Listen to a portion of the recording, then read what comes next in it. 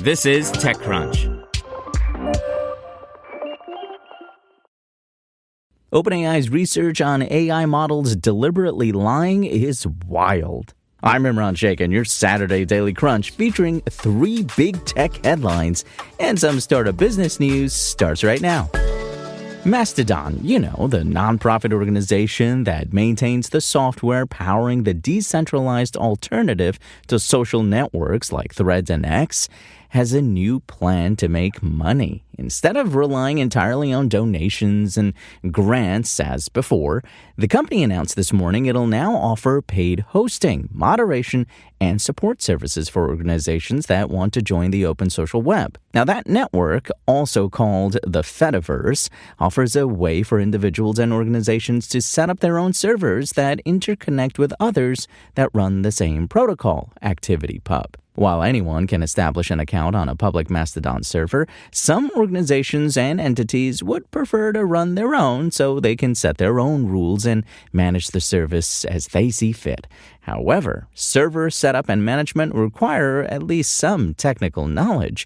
It's comparable, perhaps, to deciding to run your own installation of WordPress versus opting for a hosted version of WordPress from a service like WordPress.com, Bluehost, DreamHost, or others. To solve this problem and potentially generate revenue to maintain its operations, Mastodon's going to launch hosting services. Customers can choose to run their own servers through this model, where Mastodon's team will manage the servers and optionally offer moderation services. British renewable energy provider Octopus Energy said this week that it's spinning off Kraken, its tech platform for utilities, spurred in part by $500 million in committed annual revenue from other utilities and energy providers. An eventual Kraken IPO could be valued at $15 billion and could occur within a year, according to the Wall Street Journal. Kraken was actually the company's initial product, according to Octopus CEO Greg Jackson. "We created Octopus as the demo client," he told the Journal earlier this year. Now, that demo client has since grown to provide power to more than 7.7 million households in the UK and another 2.8 million elsewhere.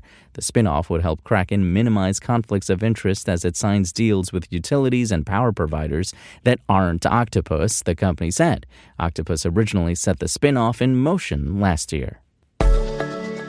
Every now and then, researchers at the biggest tech companies drop a bombshell. There was the time Google said its latest quantum chip indicated multiple universes exist, or when Anthropic gave its AI agent Claudius a snack vending machine to run and it went amok, calling security on people and insisting it was human. Well, this week it was OpenAI's turn to raise our collective eyebrows. You see, on Monday, OpenAI released some research that explained how it's stopping AI models from scheming. What the heck is scheming? Well, it's a practice in which an AI behaves one way on the surface while hiding its true goals, OpenAI defined in its tweet about the research. In the paper conducted with Apollo Research, researchers went a bit further, likening AI scheming to a human stockbroker breaking the law to make as much money as possible.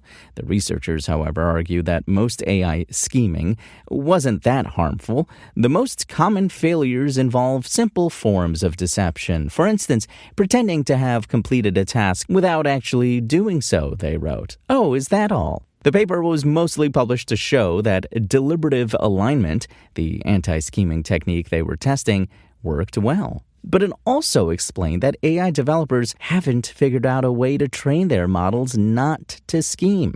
That's because such training could actually teach the model how to scheme even better to avoid being detected. Skynet, here we come. And we'll wrap up with a quick startup story.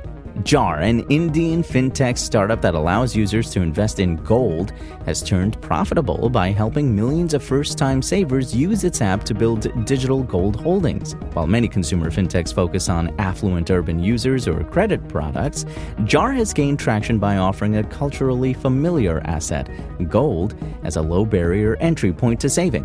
The 4-year-old startup targets low to middle-income users, a segment often underserved by traditional financial institutions, by allowing them to save in gold for as little as pennies a day. That strategy has helped Jar reach over 35 million registered users across 12,000 zip codes. And that's your Daily Crunch. Today's stories were reported by Amanda Silberling, Sarah Perez, Sean O'Kane, and more beautiful, lovely TechCrunch journalists. We'll see you here next week, and until then, find us at TechCrunch.com.